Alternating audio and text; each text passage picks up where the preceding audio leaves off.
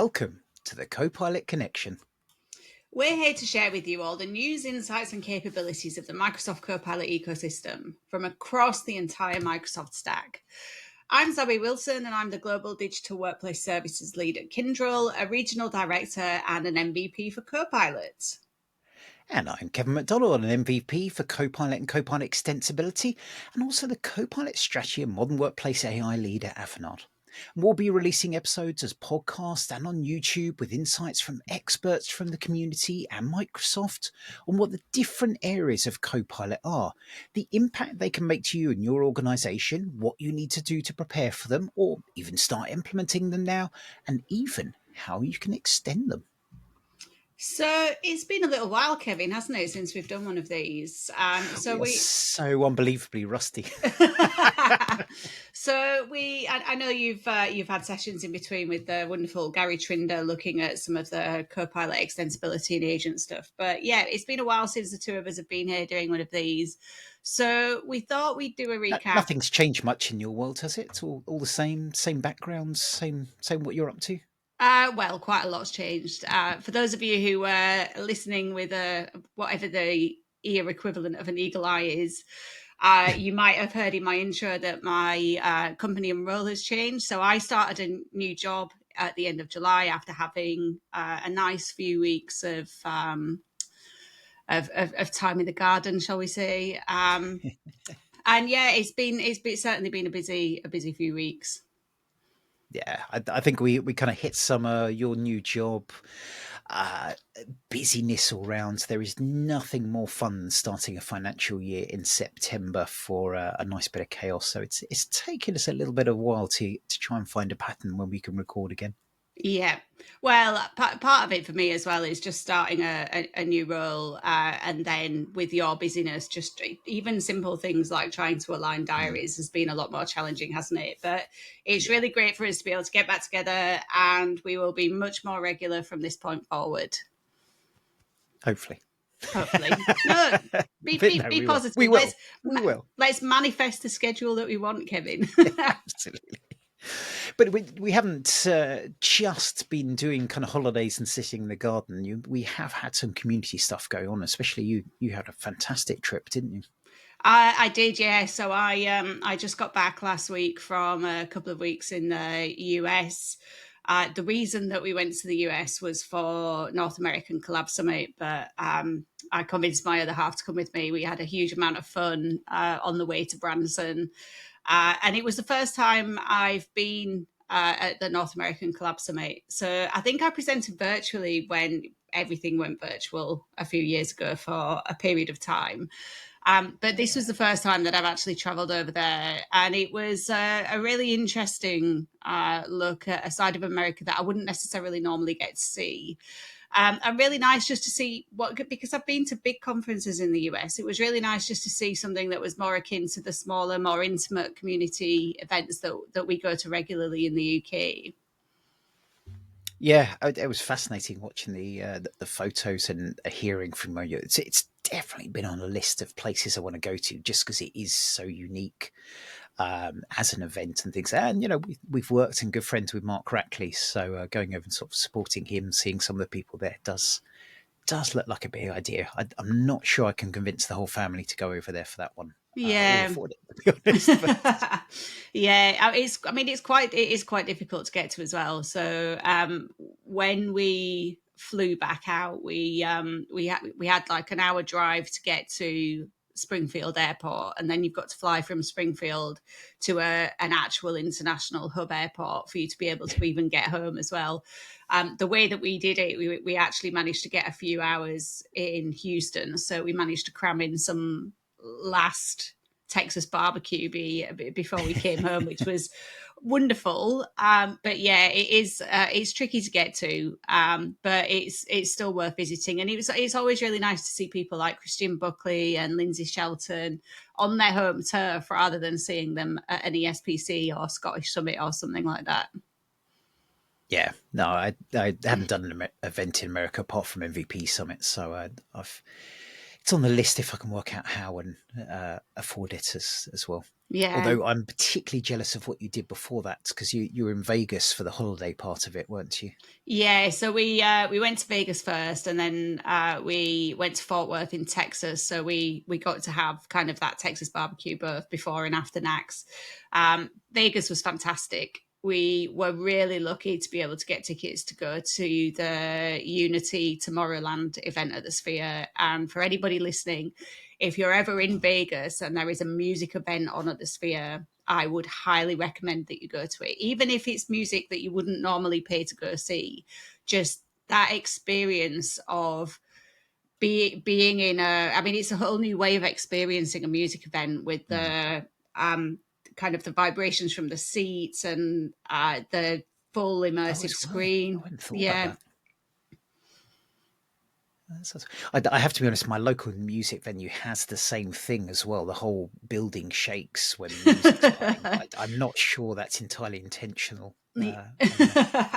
Yeah, it's. I mean, so I went to the Sphere in, except because I was in Vegas in May for the M365 conference. So we went to the Sphere then as well, but we went to see the Postcard from Earth documentary, which was more of a. It was like a cross between a National Geographic documentary and a climate change missive. And the way sorry, hang on.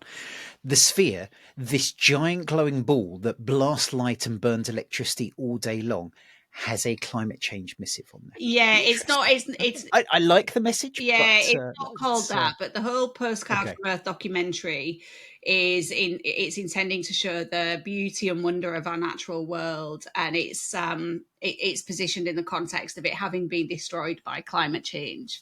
Right. But you get these like herds of elephants stampeding across the screen, and you can feel the seats rumble, and when the wind blows, you get wind blowing in your face and things like That's that. very cool. So it was very good. The one in May was very good to show the technology, but it does not compare in the slightest to seeing a music event. So for anyone who's going to Power Platform Conference or anything else that might be in Vegas, have a look at what's scheduled while you're there, and if there's something music related, go and see it because it will be phenomenal. So I've now got in my head, if I happen to be in Vegas and there's country music at the Sphere, it's like, oh, can I cope with that? Just oh, that's going to really tear me apart.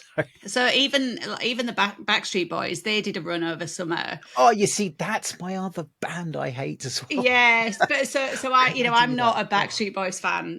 Boy bands are not my jam at all. yeah, But because we were getting excited about going to the Sphere, we were obviously our algorithms on social media were feeding mm. us all of the footage from these events, and even for the Backstreet Boys, it still looks incredible. Mm. Might have to get very strong loop earplugs for that one. Anyway, moving on before I upset too many Yeah. Backstreet Boys So fans on that. moving on, Kevin. There was another event this week that we were both at, but I think it would be great if you talk about that one. Yeah, no, it's very exciting. We've touched on Experts Live UK a few times as a user group, but this was our first conference on there. We want to do something a bit different, so we put it on in effectively a sports bar just down from London Bridge on there. So lovely location, nice and easy for people to get to in the UK, and yeah, it went fantastically. The whole point was to have a couple of different rooms, different sessions going on, and then we wanted to have games afterwards. So they have like cricket nets there for those who might be joined from America or other countries. Imagine like batting cages. In the kind of baseball sense, it's a bit like that. So we had kind of games there. We had the bar and a few drinks, and we had a fantastic keynote all about how we're all grown ups now. And that was my co-host Zoe Wilson on there. So it was lovely to be able to kick off the event and have Zoe keynote on that one as well. Yeah, it was a lot of fun. I can see you've got your Copilot connection hoodie on, Kevin. It was great to see that doing double duty as a speaker muffler as well. Yeah, it's part of the reason we wanted to have a kind of almost smaller event first was to work out what we learn. And what we've learned is when venues promise, yeah, we can definitely turn that speaker off, make sure it's a person who's going to be there on the day who knows how to speak it off. Because otherwise you end up having to tie a cushion round with a Copilot connection hoodie to try and block the noise from the main room in the second room on there. So yeah, always fun and games. Yeah, and for anybody listening who knows Jose Lazaro Pinos, please ask him to tell you about his journey to Experts Live, because he has an incredible story. It's really. So about 6 different people said, "Have you heard Jose's story?" I was like, "No, you've got to ask him." It's like, right, I'll find time to ask him, and it didn't disappoint. But we will leave that there and let you hunt him down. Maybe we have him on the show at some point and Yeah, security so co-pilot and travels. yeah, we could ask him on the show to talk about Copilot insecurity or agents insecurity and AI in general, and then introduce him by asking him to share his travel woes. Oh, that'd be good. And we got a few events coming up, haven't we? So I'm off to Collab Days Bletchley Park. It'll be my third time there at the National Museum of Computing in the UK. It's just one of my favourite venues. I think this is it's what I love about conferences. To get an effective conference, you need to have a venue that's kitted up for it, but to have an amazing, different content conference, having somewhere a bit different, at the National Museum of Computing with some of the oldest, still working computers in the world behind you it literally makes my spine tingle. I can I can feel goosebumps appearing just thinking about it. The history of this place and how many different things it has there is fantastic, and then with all the great content as well. So I also look at actually. I might bring a special treat up for those who are watching on the camera behind me. We are having a 90s party for the speakers, and I was out and happened to find one of those retro shops, and I've managed to find a fantastically horrific shell suit to wear for it. So that's going to be a truly beautiful moment for everyone who's there. I am looking forward to seeing the pictures after the event. Yes. Yeah. And then you're speaking that the same day as well, aren't you? Yeah, so the same day. Unfortunately for me, it's difficult unless it's a big event where there's kind of strategic value in me being there from a work perspective. It's difficult for me to travel for full day midweek events, so I won't be at Bletchley Park, and it's really personally disappointing and frustrating because, like you said, it's such a good event. It's at such a good location. It's irritating me that I haven't managed to get there yet. But on the same day, I will be speaking at a virtual conference, which is the AI Native Summit. And I'll be talking about building your Copilot muscle. And then the same day, later on, we've got another session as well, haven't we, Kevin? That's right. We've got our regular Copilot fireside chats after a bit of a break for August while we were all kind of away busy on holiday, and it seemed everyone else was as well. So yeah, that fell apart a little bit, but I think made sense to take that break. But we are back with Caruana Gatimu to talk about, I'm sure we'll talk a lot about adoption of both Copilot and agents on that one with some of the news that we'll talk about in a minute. Brilliant. So we will put I forgot to mention that same day as well. I'm also, having done Collab Days Bletchley, finding a place for the fireside chat. I'm then off for the Bletchley AI user group to talk about to a panel about adoption. So I'm hoping not too many people join the fireside chat and that panel, so I can regurgitate what Caruana says on that one as well. Yeah.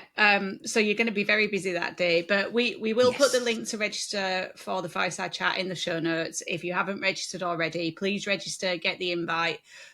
These sessions are not recorded, so you can't listen back to them on demand. You have to be there. And what that does is it allows us to create a much more intimate conversation with the leaders from Microsoft. And what we find is that generally, because it's not being recorded, because it won't be available anywhere afterwards, they tend to be a little bit more open and speak a little bit more freely. So it will be a great session. And trust us, it's frustrating as well because we go, oh, what was said there? Oh, we need to go. And I try and scribble notes where I can, but there's always some really nice content as well. And then longer term, there's a busy, I mean, it's the start of the conference season now, isn't it? There's lots of things ramping up, but there are a few other events where you'll be able to find us in the rest of the year. Yeah, so we've got a I've got a workshop on more on SharePoint rather than Copilot this time. So I'm joining Chirag Patel and Leon Armston. I'm sure Copilot and agents will be fitted into that, as it is in everything on that. Sorry, it will be that. That's just that we haven't planned out the workshop yet. Hey, It's Chirag and definitely Leon, in the if you're listening, agenda. It's it is in the definitely. agenda. Yeah. We've had tickets sold, so we're going to be talking on that one. And then you and I have got a panel with some amazing guests lined up to come and talk on Copilot generally. Yeah, and then I've also got a workshop as well. So I'll be joining the Sarah Fenner, one of our friends in the community, will be doing the new speaker workshop on the Friday. And the thing that's really exciting to me is one of the presenters for the new speaker workshop is Rex de Koning, who was actually one of the attendees in the very first one of these that we ever did. So that feels Love like a that. really nice full circle moment. Yeah, no, that'd be really good. And then you and I are joining Mr. Chuntingford, Chris himself at ESPC in Dublin on what's that? Is it 1st of Yes. December? I think, isn't it? The Monday, yeah. For ESPC, and we'll be talking a lot about Agentageddon. On that one. So a full day workshop. If you haven't signed up, go to sharepointeurope.com. I think is still their address for that one, and check out the ESPC. And then we're speaking also later in the event as well. So lots going on, and yeah, we both love ESPC. It feels like kind of a start of the big journey for us with Copenhagen a few years back. Always a big fan of those events. Yeah, it will be. It will be a great event. The one thing I guess that we've not talked to Chris about yet is with this Agentageddon theme, are we actually going to dress up in like an Armageddon theme for the I hadn't workshop? thought about that. Oh, I hadn't thought about that. Okay, we need to think about that one. Yeah, but if you want to I find quite out like that idea. if you want to find out if we're going to dress up, get your tickets now for that workshop because it will be a huge amount of Oh my fun. god, Chris dressed as Mad Max. I can actually see this as well. Oh, I can see that. No, Chris, you cannot ride in on a motorbike. No, that is not going to happen. I know it's Dublin, but no. So yeah, I know we've got a few good ideas for that one that we need to harness and make sure we can actually get them to work. Yeah, and then I don't think you'll be there, will you? But the last one that I've got on my list is Ignite in San Francisco in November. So I will be there for the week. I'm not speaking unless work wrote me into something that I'm not aware of yet. But I will be there. I'm really looking forward to connecting with a whole heap of people. So if you're going to be at Ignite, make sure you come and find me. Yeah, no. One day I will get to a build or an ignite, but I don't think so this time. For all those who haven't been to a big US conference, know that you are not alone. It's fair to say for this, but and all those who wonder how on earth we get away with family and other and animals and other things. Yes, I wonder as well. I think it's good to say. Yeah. We should probably get onto some news though today. Yeah. Because quite a lot's happened. Well, yeah, I mean, usually the summer is a bit of a quiet period in terms of releases and announcements and things like that. But because it has been a little while since the last episode, and actually it's not been as quiet as it normally might be in terms of announcements, we thought it might be helpful just to do a bit of a recap of some of the releases, the announcements, what we think about them. Yeah, but having said that, we kind of planned that, and then Microsoft sneaked another one in yesterday just to keep us entertained. So I think let's kick off with that one. And for those watching on the screen, yes, I'm going to share the screen once I can find out where the share button's gone. On there, and I'm going to start with the blog post of.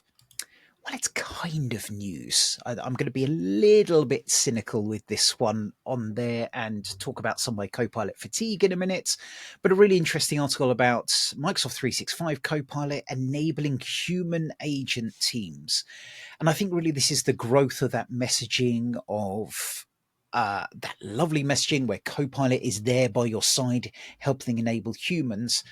That enabling of humans is starting to come a lot closer and talking about us working together with agents as a single team, and not just as individuals, as part of a team themselves. So it's touching on things like the facilitator agent that will sit there within meetings. Obviously, facilitator, I hate saying that word. Facilitator agent has been around for a little while now, but it helps with your meeting steps, agendas, all those kind of bad habits that people have with meetings. It's there to try and help and bring those things back on track as well.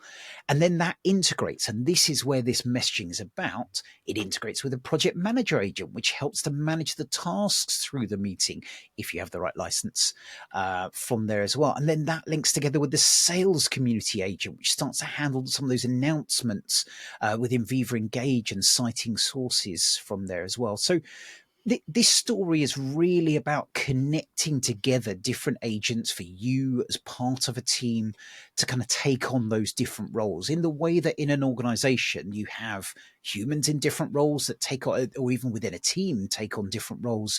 The view is agents will look to be that place. Am I hesitating there? Because I'm not trying to say that they take the place of humans, but there's definitely that change of messaging that it's not saying that they are taking the place of humans, but it's also not as aggressively not saying that Mm. as well, which is, Yeah, I it feels like think, a change of message rather than a change of necessary technology in this sense. yeah, I think what one of the things that has become obvious to me recently is that, when companies like Microsoft talk about this multi-agentic future, that's a little way away, both in terms of the technology that can actually orchestrate and manage this at scale properly for it to be reliable. Um, but also just in terms of people actually understanding that as well. So many of these things, or like you said, they've been around for a little while, like facilitator agent, project manager agents, not new. That was announced some time ago. So this is starting to show how people can use multiple agents in their workflow rather than multi-agent solutions that kind of talk to each other, Yeah, if that makes sense. The yeah. other thing I noticed as well is it doesn't actually use the word agent boss in this article. Yeah, that is good news. Maybe my puking noise from that has started to come through a little bit. But yeah, that is interesting because they talk at the top here. I think it was this article, but there's certainly a lot of talk about the frontier firm. I think we will see that phrase dominating. No, maybe it was one of the other I think it articles was in the knowledge agent one. and then Nigel on there specifically. But you're right, Agent Hmm. Boss does seem to have drifted away a bit. Thank Yeah, goodness. fingers crossed it stays that way. The other thing, I when I was researching for the keynote at Experts Live earlier in the week, one of the things that I also realized was that I thought usually by this point in the year we had the Work Lab Pulse work trend index. They do that, they release kind of the big one in the spring, don't they? And then in the autumn or the Mm, fall, for our American listeners, they release that pulse survey. And for the last couple of years, typically they've had a mm. marketing moment, which in September, where they release that pulse survey and then they have big announcements. And whilst I don't think these are necessarily big announcements, they've had announcements in September, but we're still, for me, I actually went and checked the Work Lab site. We're still missing that mid-year pulse survey. So I'm going to be really interested to see when that comes out, what that's telling us, and whether Microsoft double down on their frontier firm, agent boss language, or whether they evolve that. I'll also be interested Um, to see, Kevin, if Riverside removes the puking noises again. it does, and I actually go back in and put them back in. So, apologies for anyone who's feeling a bit ill on that. Yeah, I think I'm being very careful here. I think September, September's that what 2 months ahead of Ignite, and it's where we see a lot of kind of post summer, and I think we've seen quite a bit of that already. So I think over the next week to 2 weeks, we'll probably see more things Hmm. start to land.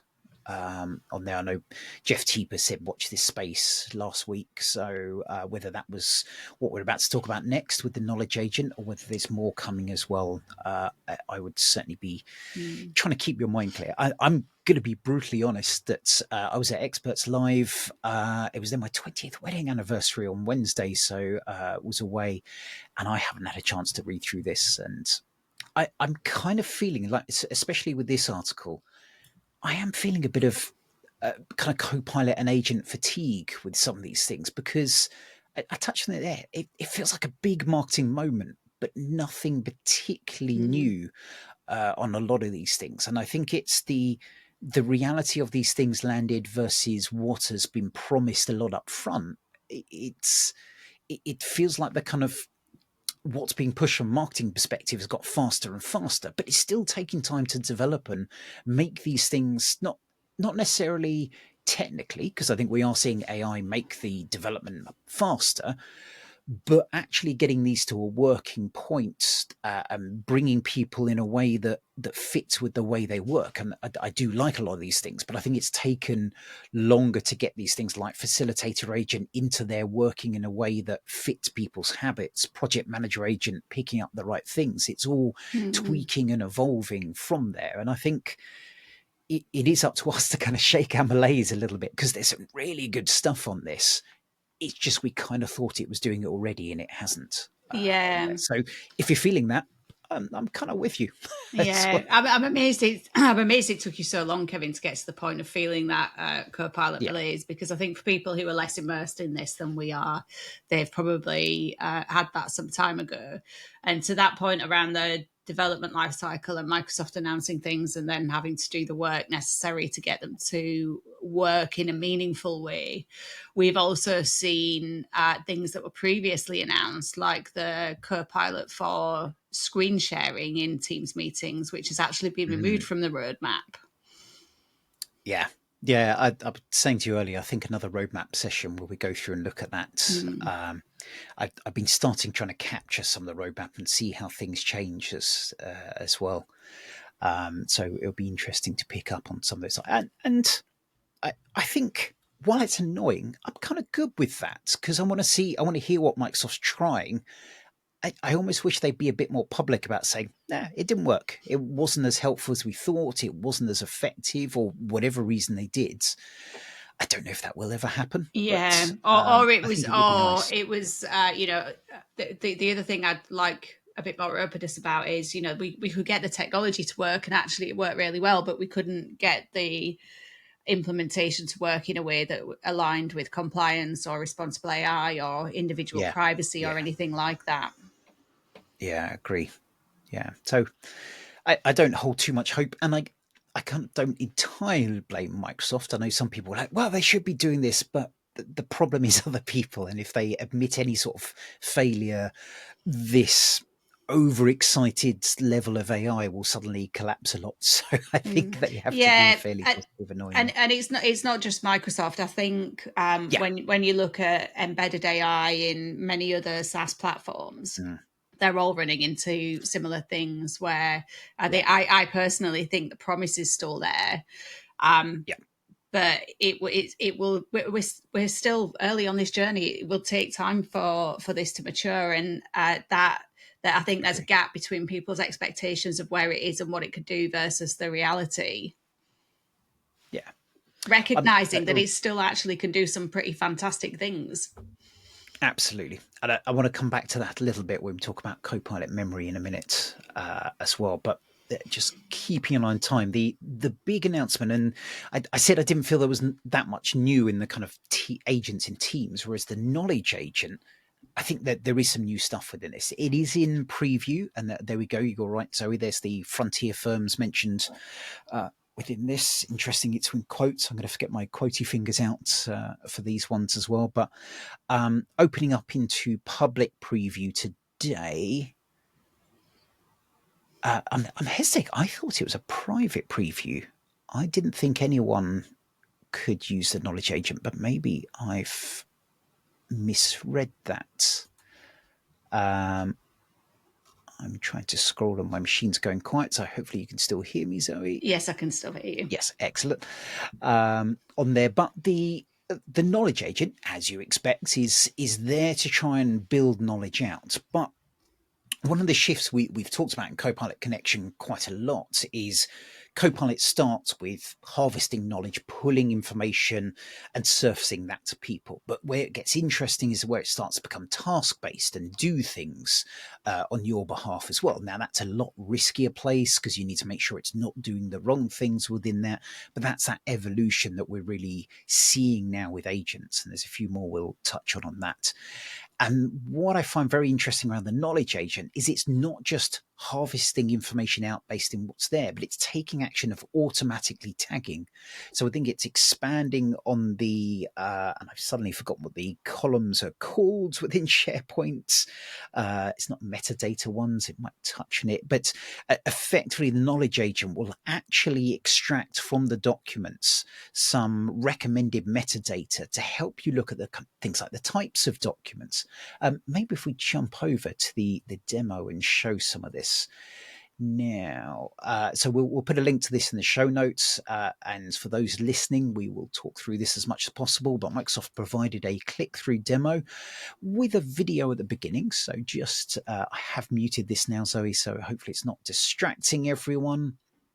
There we go. I can skip through that now. And while you're skipping through this, I actually think this is pretty cool of Microsoft to release these click-through demos with a little bit more of an explainer, because one of the things that we've heard extensively is people want to kind of get their hands on this. They want to understand it a little bit more. A lot of this capability isn't in CDX, which partners use for things like demos. So I like the fact that they've actually provided a demo version of this, and I'm hoping that this is a positive trend that we'll see for future announcements as well.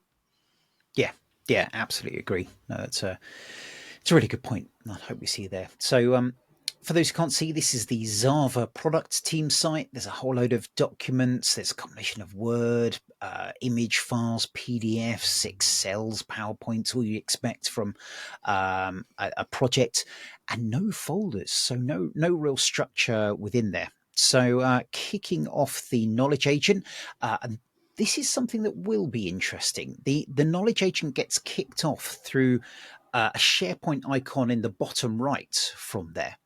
So anyone who's been a little bit naughty and built extensibility points and used the kind of DOM interaction that Microsoft says you shouldn't do, and decided to put their own agents or their own kind of buttons and chatbots within there, they're going to find that clashing slightly with this new SharePoint button. So it'll be interesting to see what noise happens and how many ISVs are suddenly going, help, quick, we've got to recode this on there. So keep an eye on that one as well. And Microsoft is aware of this and they're being careful with it and how they can work together. It's not a kind of, we're going to knock your thing out the way, even though you did what we said you shouldn't do. But So just before you move on to the next one, Kevin, is it worth just kind of summarizing the directions that are on screen for those who are listening rather than watching?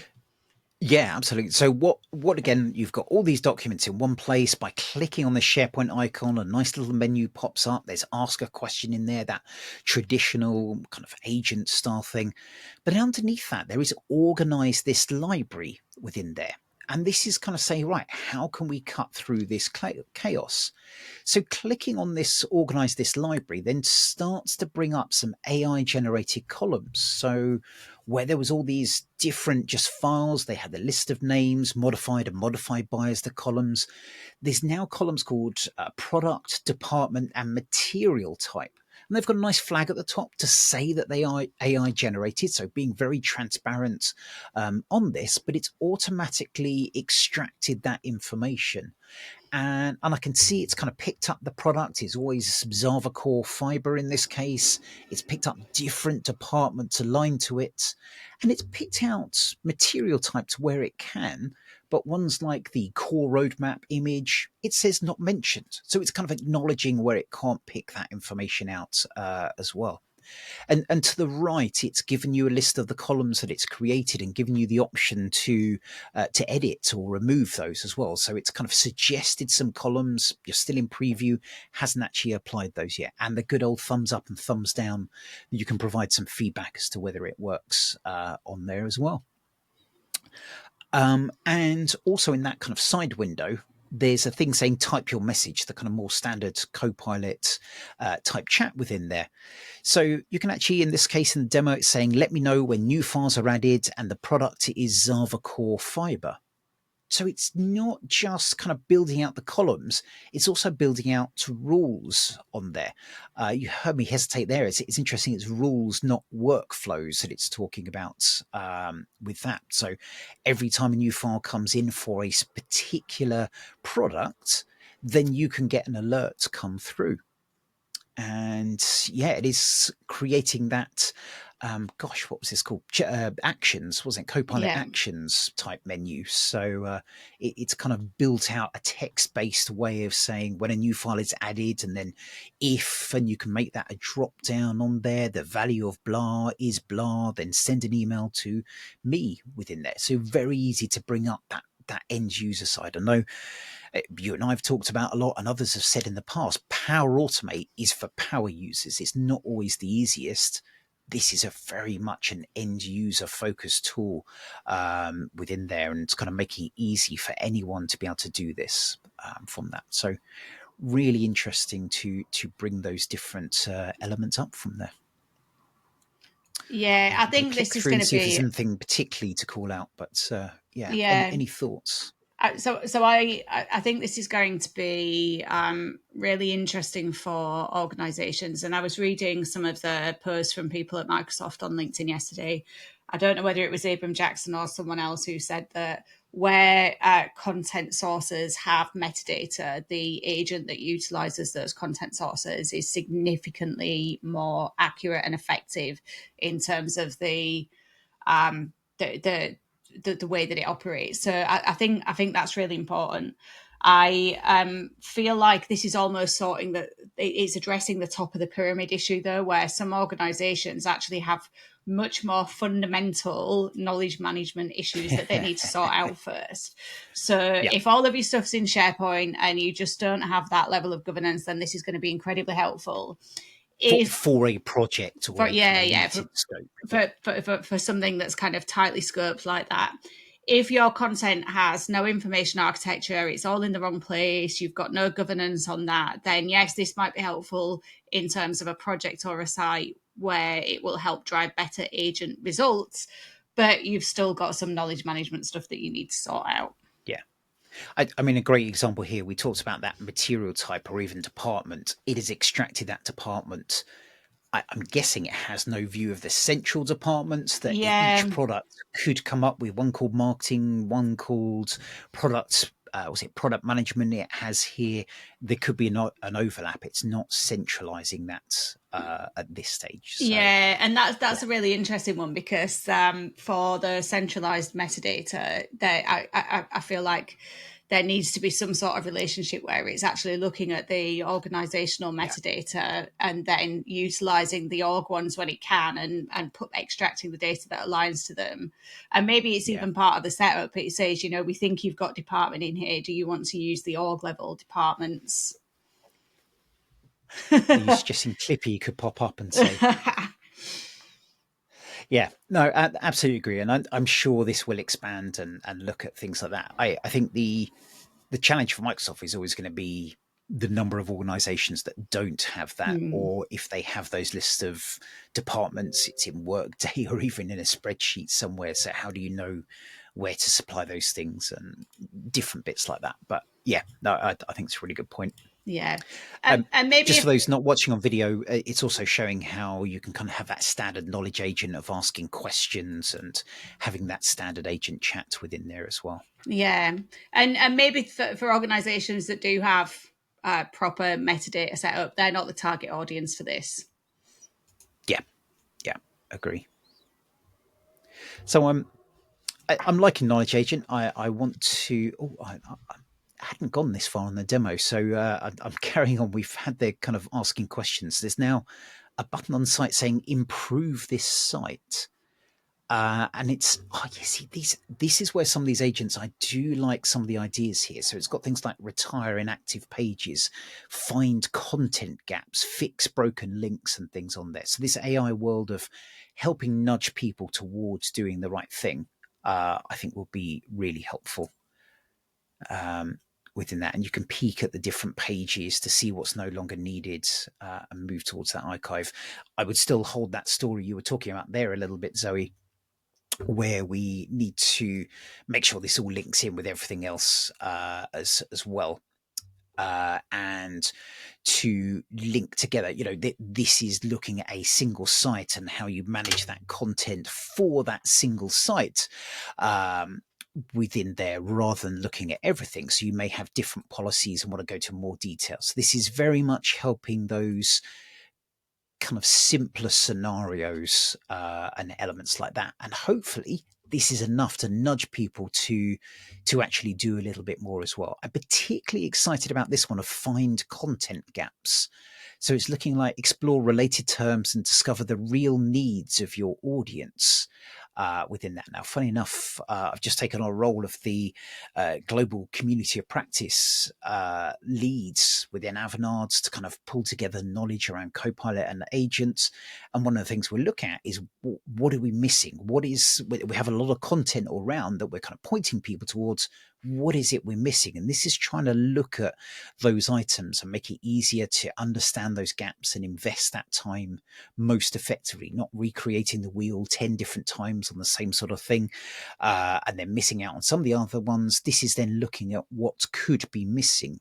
And it can see that here it's looking at the site visitor search and seeing that people were looking for pricing and price.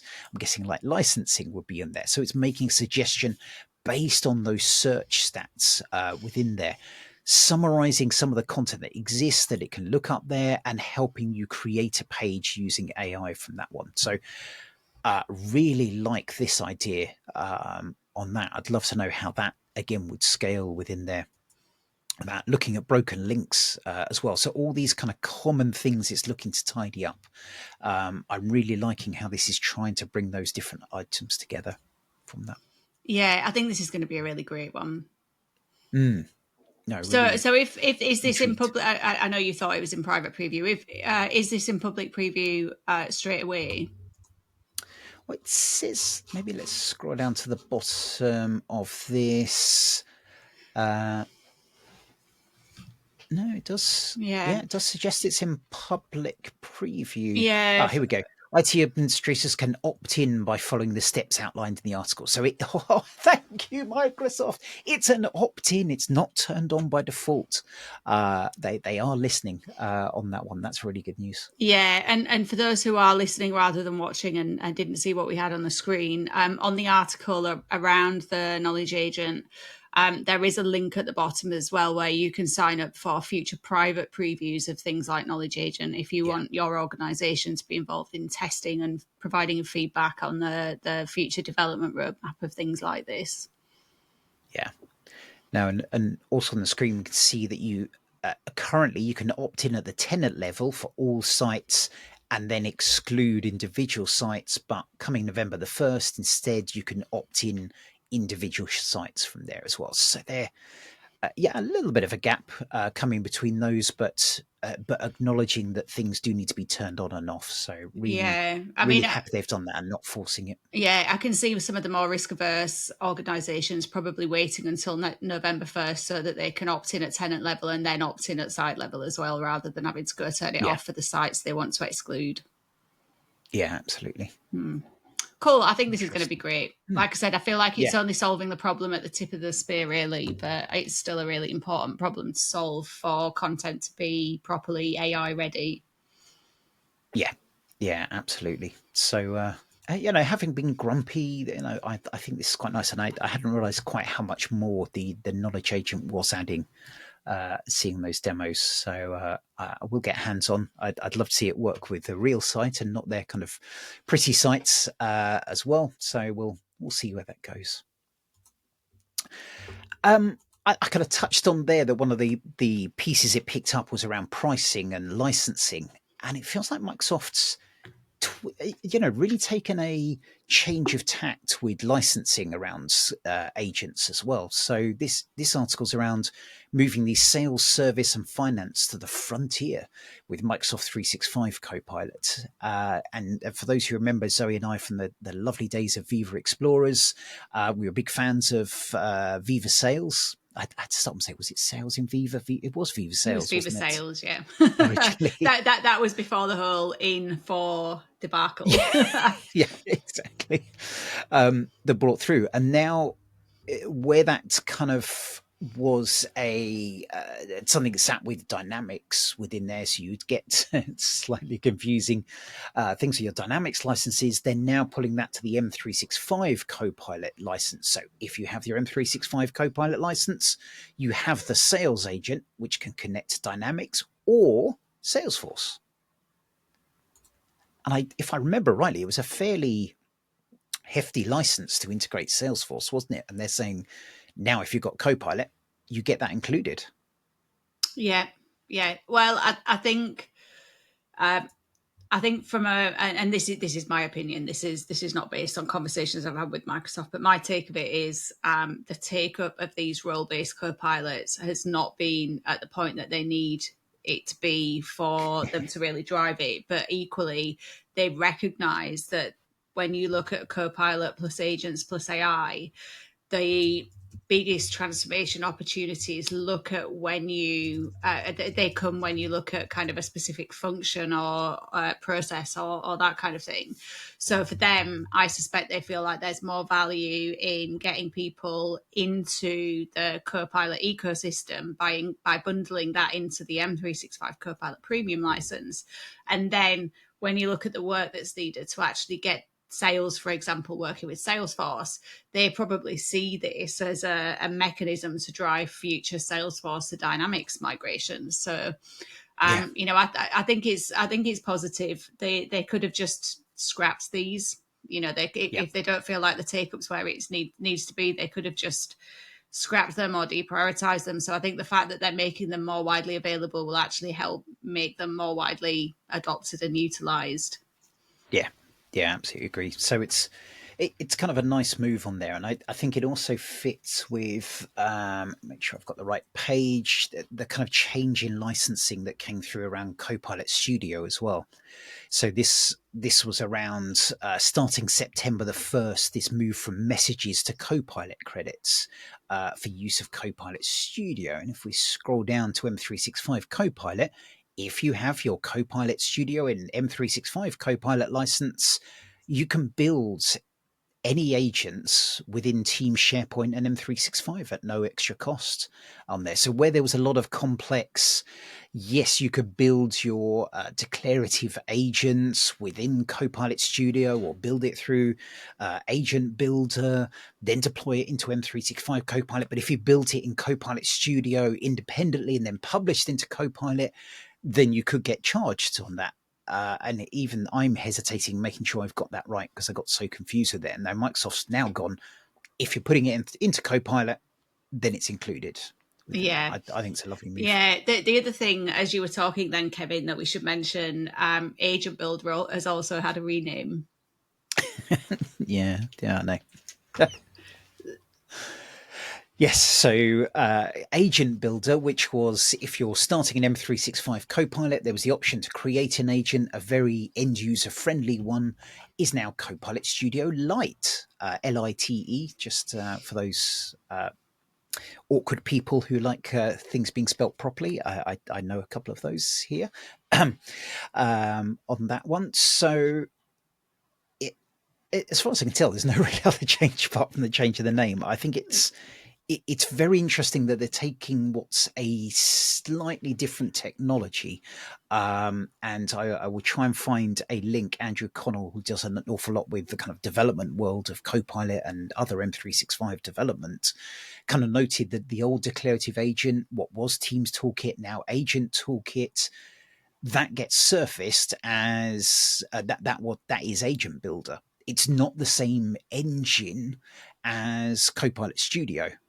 but now it's been branded Copilot Studio. So I kind of like that Microsoft's making it simpler for people. Yeah, I have mixed feelings. Yeah. Well, I think we've lived through years of rebrands and renames, and like you said, I'm not sure that this is doing anything apart from making it clearer that that it's a Copilot thing. Yeah, yeah. So it was good. We have one other big bit of news, and stupidly, I don't think I have a link for this. I'm just looking, and no, I haven't got one handy, but we will put it in the show notes within there. And this was around GPT-5 that got announced. So announced by OpenAI. When was it? Was it beginning of August or mid August? I'm trying to remember now. I have to go back and get my notes. I do actually have research notes on this, which I should probably use and try and just July the 30th, according to Copilot. So I haven't validated that yet, so I will just make sure. No, 7th of August sounds a little bit closer on that one. And GPT-5, brand new model from OpenAI. In fact, actually, that's not true. I think it was four new models, either three or four new models off the top of my head. The important thing about GPT-5 is that it would look at your prompt and use the most appropriate model based on what you're asking automatically from there. Thank you for mocking me, Yeah, Zoe, so for it's no, those it's who are root. listening and not watching. I'm rooting the prompt. So I thought you were basically, doing the old no, stacking no, no. shelves So 90s dance yeah, moves on the. so like you say, it looks at the prompt and then it determines which model will give you the best answer for the thing that you're asking. So essentially, it's routing, Hmm. isn't it? Yes, yeah. And it's kind of so where you had things like the researcher and the what was it deep research that you could trigger on things.